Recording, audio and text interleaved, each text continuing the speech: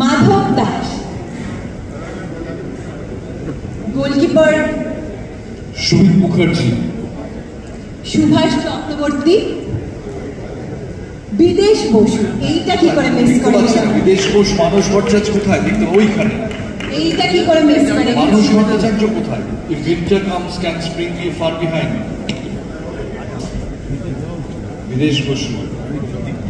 দীপেন্দু বিশ্বাস, শ্রী লালকমল ভৌমিক এবং শ্রী হাবিবুর রহমান। অমিত ভদ্র,